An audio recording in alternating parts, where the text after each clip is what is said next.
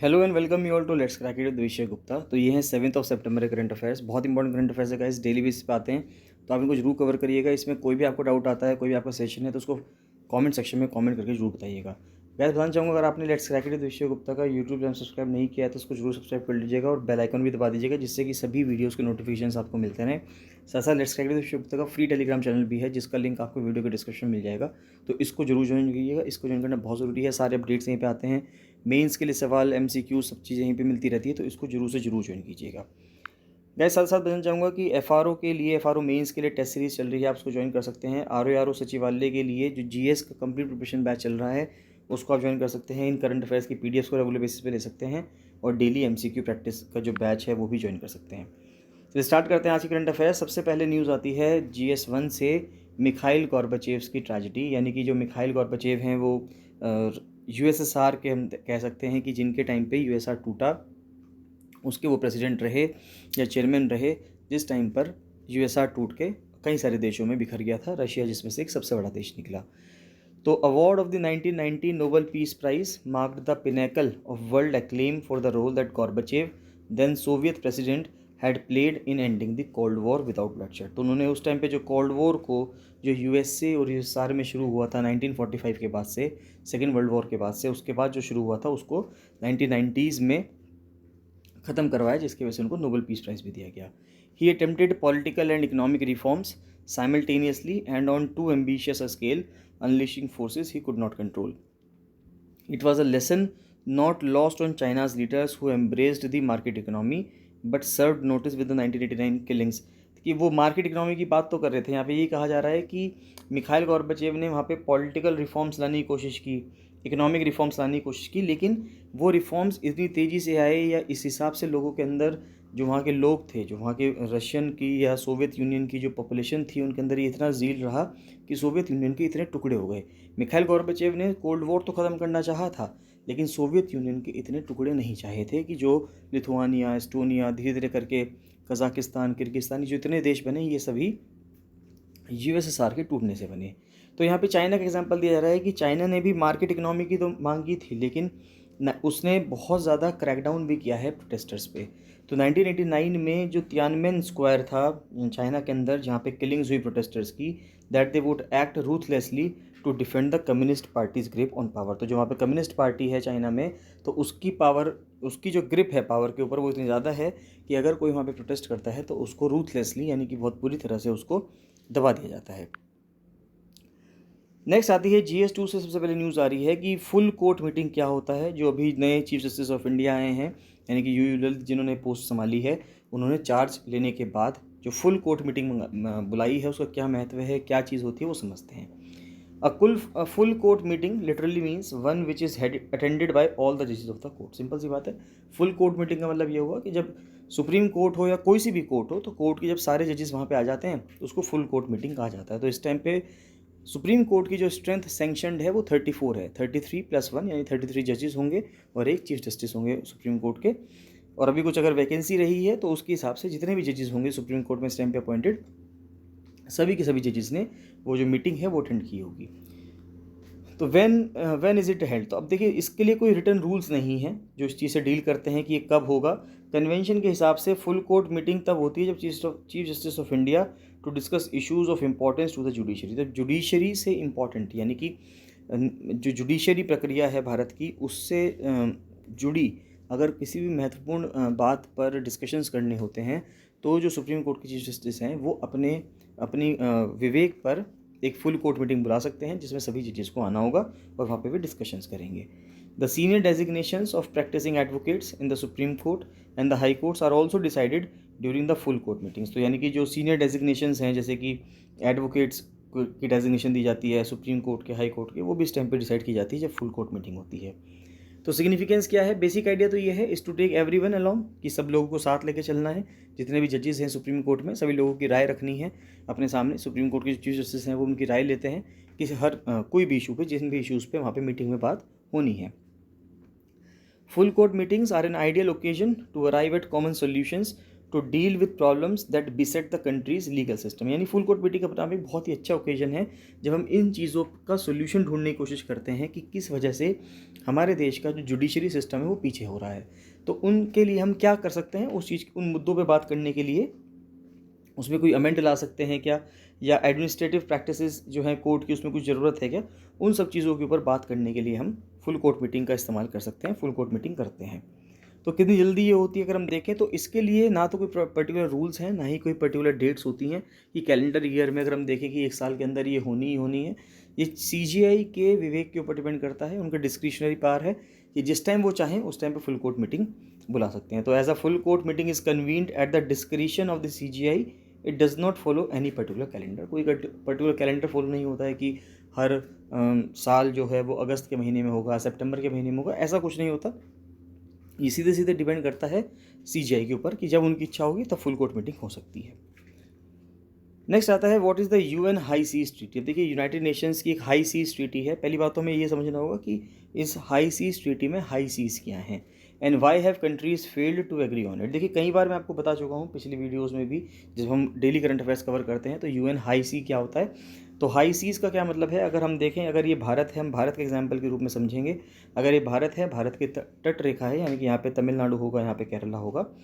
तो इस तट रेखा से अगर हम 200 नॉटिकल माइल्स समुद्र के अंदर जाते हैं, इस तरह से कुछ जाएंगे, तो अगर हम एक रेखा खींच दें इस तरह से, इमेजिनरी लाइन है, मान के चलिए कि 200 नॉटिकल माइल जाते हैं, यानी कि लगभग 370 किलोमीटर दूर जाते हैं इस तट से समुद्र के अंदर, तो वहाँ पे एक्सक्लूसिव इकोनॉमिक जोन होता है, विशेष आर्थिक क्षेत्र होता है।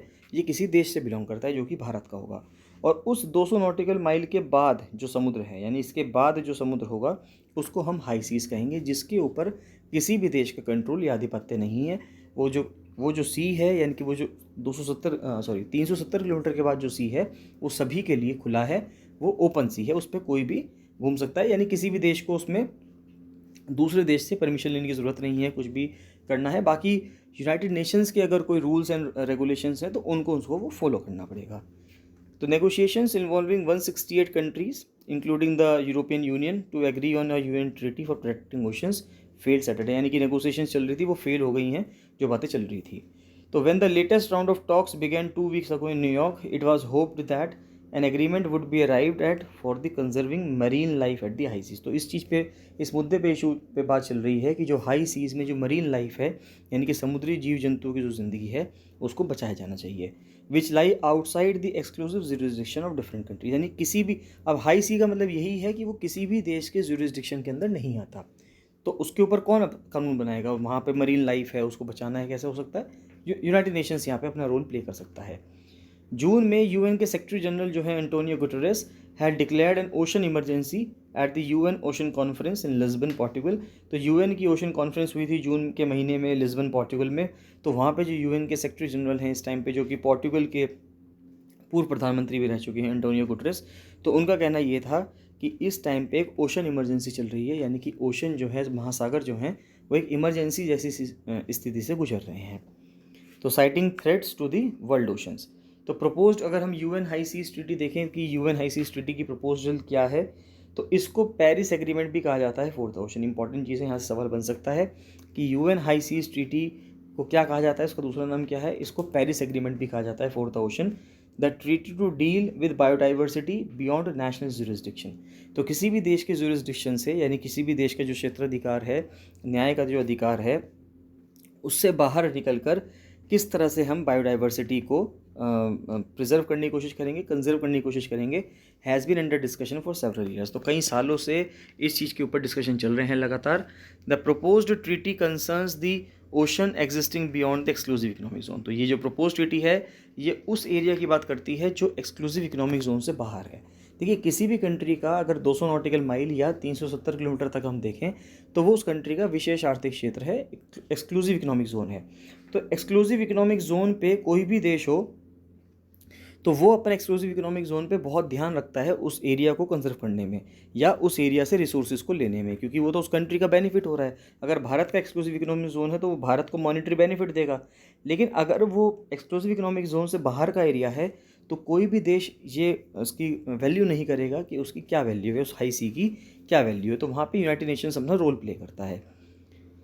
तो propose treaty the ocean existing beyond, यानी कि 200 नॉटिकल माइल या 370 किलोमीटर, आपको समझा चुका हूँ, into the sea till where it has special rights for exploration, waters beyond that are known as open seas या हाई सीज। तो उसके बियॉन्ड जो पानी होता है, 370 किलोमीटर के बाद जो पानी होता है, उसको हम या तो ओपन सी कहते हैं या हाई सी कहते हैं। The treaty was to be negotiated under the UN clause of 1982 which governs the rights of countries regarding marine resources। तो UN clause जो है 1982 का united nations convention on law of the sea, तो उसके तहत बात चल रही है।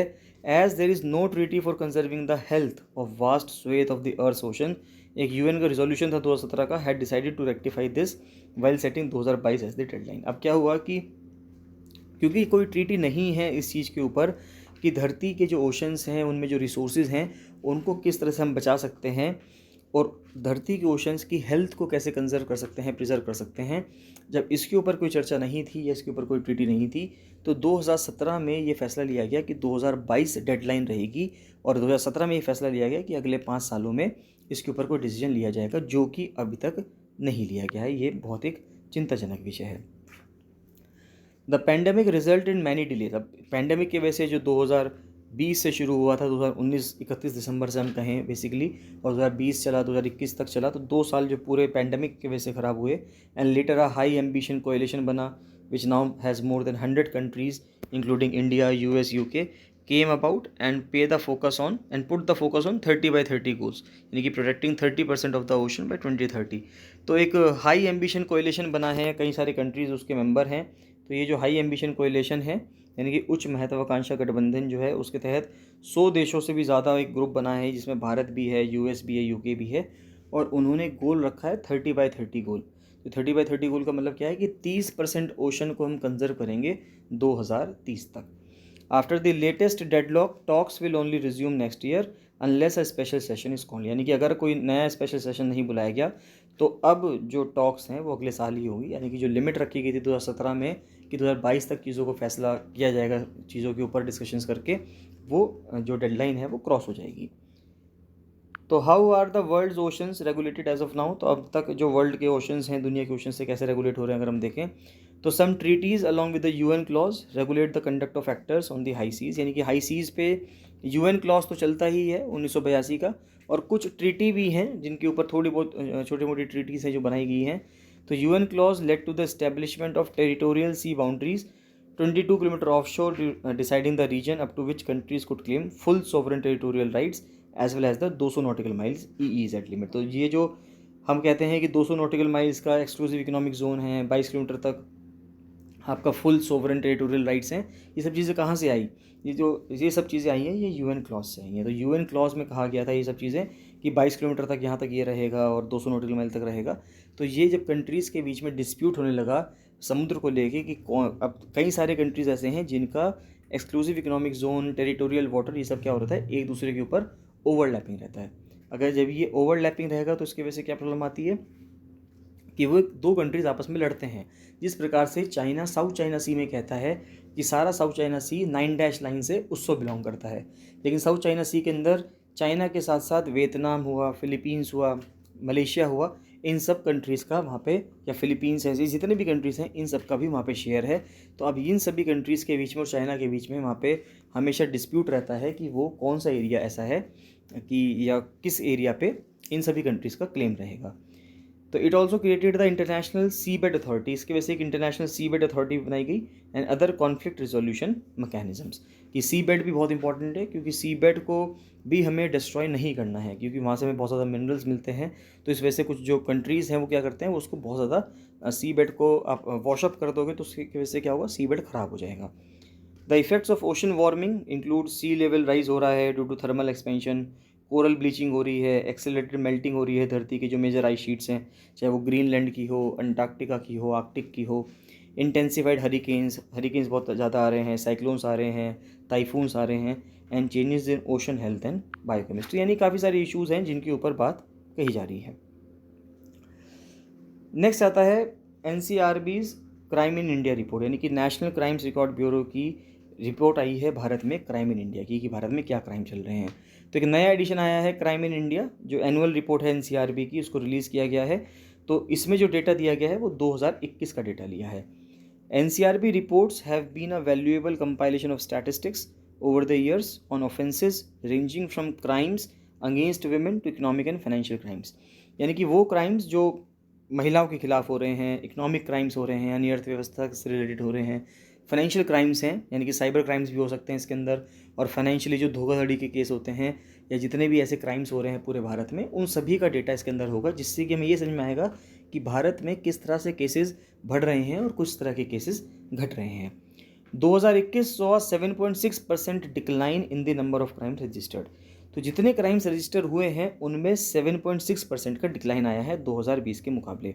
अब देखिए यहाँ से आप कुछ बातें सोच सकते हैं कि ये अच्छी बात हो सकती है, आपको प्रथम दृष्टया आपको प्राइमा फेसी ये लग सकता है कि अच्छी बात है कि अगर रजिस्ट्रेशन में डिक्लाइन आया है तो इसका मतलब ये हो सकता है कि भारत में जो क्राइम्स हैं वो कम हुए हों।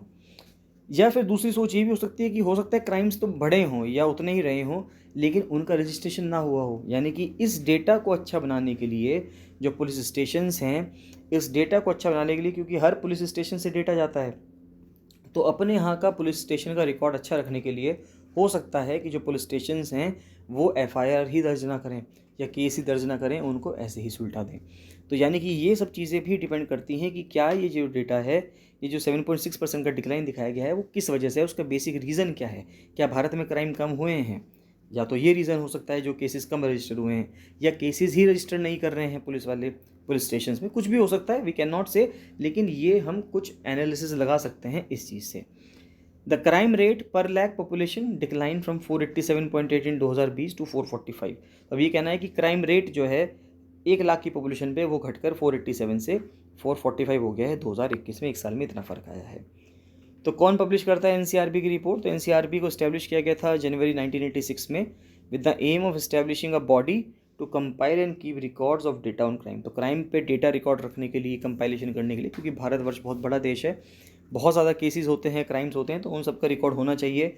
जो सीरियल ऑफेंडर्स हैं, बार बार दिक्कतें करते हैं, बार बार कुछ क्राइम करते हैं, तो उन सब का रिकॉर्ड होना चाहिए, तो उस चीज़ के लिए काम किया जा रहा है।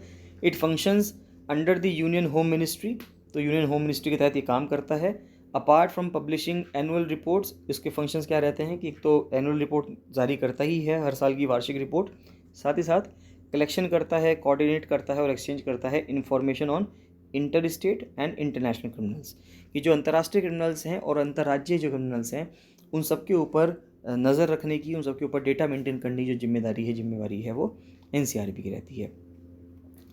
तो किस तरह से रिपोर्ट इकट्ठा करते हैं? तो रिपोर्ट इकट्ठा करा जाता है data received from the 36 states and UTs across the country. तो सभी स्टेट्स और सभी यूटीज़, एक सॉफ्टवेयर बना हुआ है, एक एप्लीकेशन है, वहाँ पर सारा डेटा अपलोड किया जाता है जिससे NCRB को डेटा मिलता रहता है। तो यही मैं आपसे कह रहा था कि यही वो कारण हो सकता है कि अगर इन केस अगर पुलिस ही केस रजिस्टर नहीं करेगी तो ऑब्वियसली जो केसेस होंगे वो कम होंगे। Similar data is furnished for 53 metropolitan cities और those having a population of more than 10 lakh as per the 2011 census. फिर this information is entered by state UT police at the police station district level, और उसके बाद validate किया जाता है इसको district level पे, फिर स्टेट लेवल पे, और फाइनली NCRB उस डेटा को देखता है।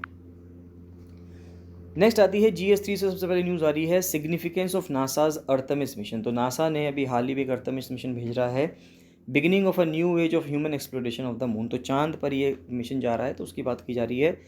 तो नया प्रोग्राम को जिसका नाम रखा गया है Artemis by NASA leaders during the Trump administration. तो जिस टाइम पे Donald Trump president of United states of America थे, तो उस टाइम पे ये प्रोजेक्ट को रखा गया था, लेकिन इसका लॉन्च अब हो रहा है जिस टाइम पे वहाँ के प्रेसिडेंट, USA के प्रेसिडेंट कौन हैं, या मुझे कमेंट सेक्शन में कमेंट करके बताएंगे।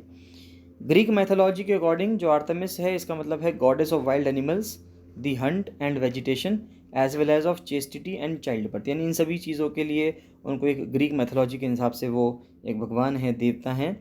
Was the twin sister of Apollo, Apollo की ट्विन सिस्टर हैं। The much loved God of music and divination.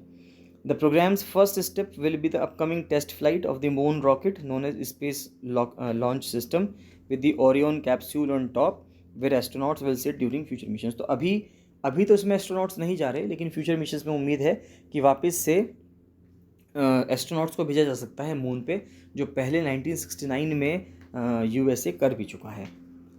This uncrewed flight, यानी कि इसमें क्रू नहीं होगा, during which Orion will swing around the moon before returning to Earth, is to ring out any issues with the spacecraft before putting people on board. यानी कि ये सिर्फ इसलिए किया जा रहा है मिशन, जिससे कि ये मिशन जाएगा, चंद्रमा के चक्कर लगाएगा और वापस आ जाएगा, सिर्फ ये देखने के लिए कि क्या इस मिशन के तहत कोई दिक्कत आती है, क्योंकि इंसानों को भेजने से पहले ये सब चीज़ें, ये सब टेस्ट करने जाने ज़रूरी हैं, जिससे कि उनकी सेफ्टी सही से देखी जा सके, जिससे कि वो आराम से जाएँ, जो भी उनका काम है, जितने भी उनको एक्सप्लोरेशंस करनी है मून पे, वो करें और फिर वो व्यक्ति वापस आ जाएँ। नेक्स्ट आता है PM Narendra Modi unveils new naval ensign, यानी कि जो नेवल इंसिग्निया है, यानी कि जहाँ पे जो उनका निशान आता है नेवी का, तो उसको वापस से चेंज किया गया है प्राइम मिनिस्टर नरेंद्र मोदी के द्वारा। तो prime minister Narendra Modi unveiled the Indian navy's new ensign, यानी कि फ्लैग को चेंज किया गया है कोचीन शिपयार्ड लिमिटेड में in Kochi on September 2 during the commissioning of India's first indigenous aircraft carrier INS Vikrant. जो जिस दिन भारत का पहला खुद का बनाया हुआ indigenous aircraft carrier INS Vikrant को कमीशन किया गया, उसी दिन इसको साइन को भी चेंज कर दिया गया।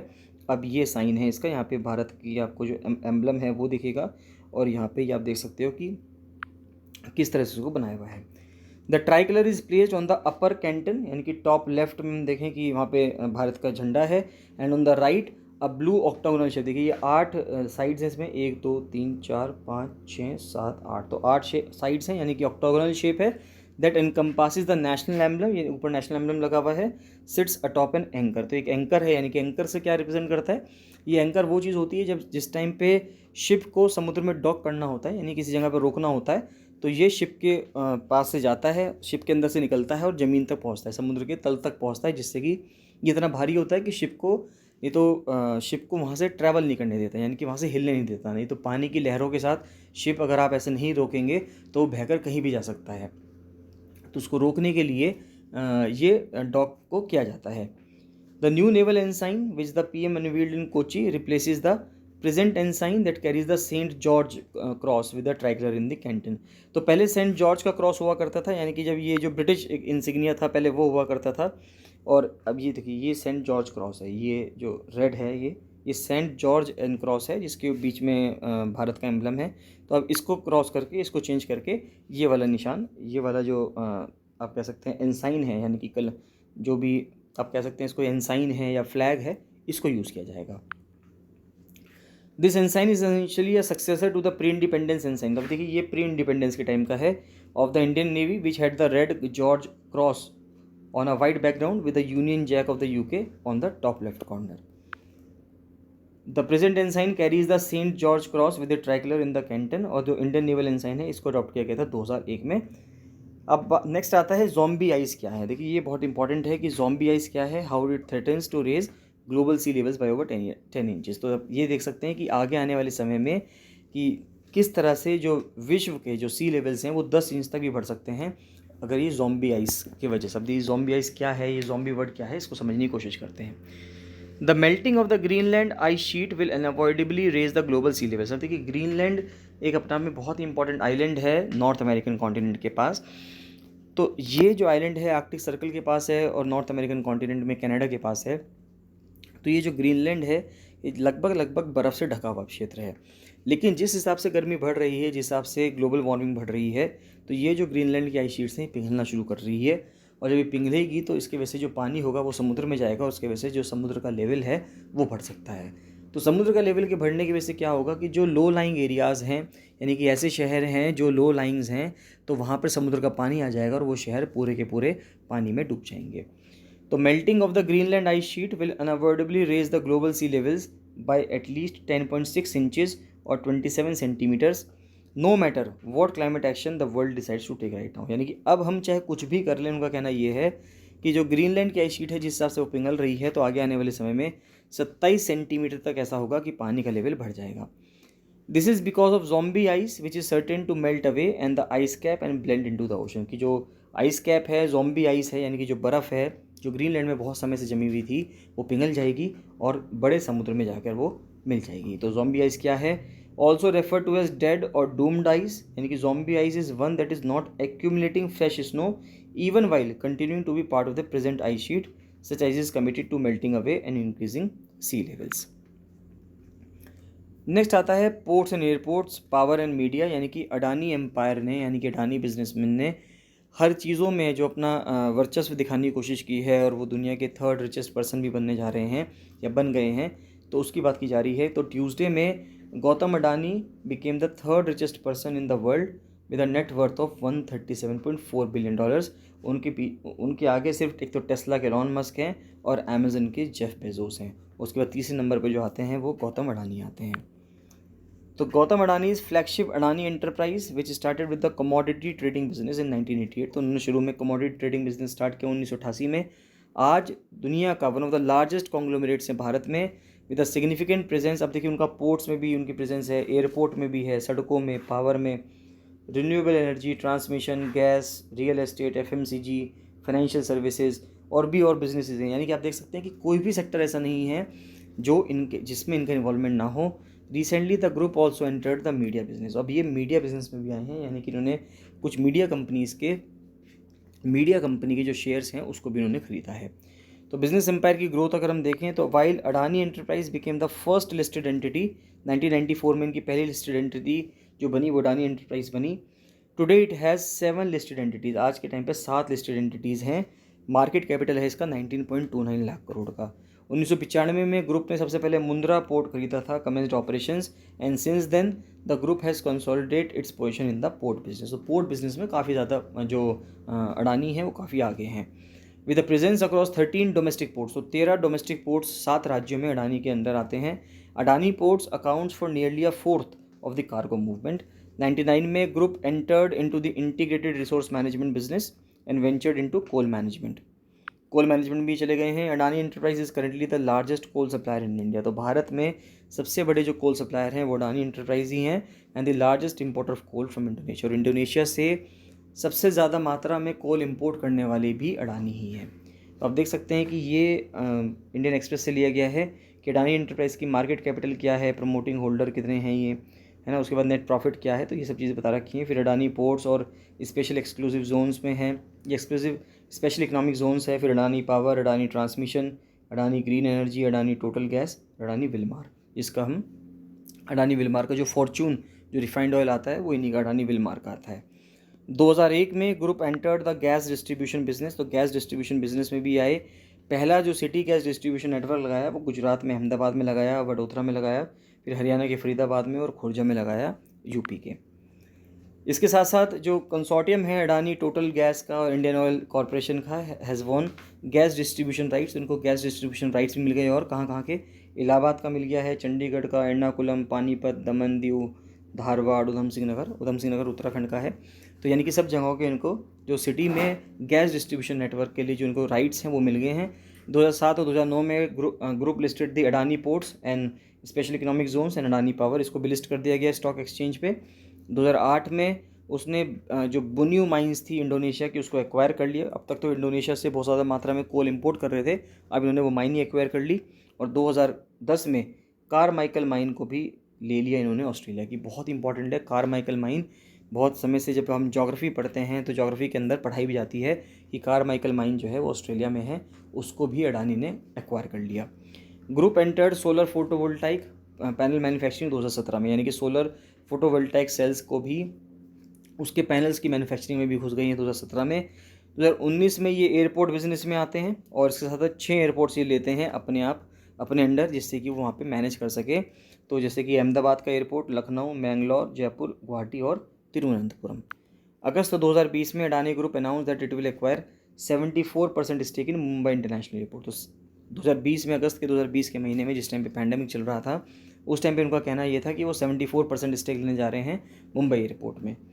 और अब बात करते हैं मीडिया बिजनेस में कैसे हैं अडानी।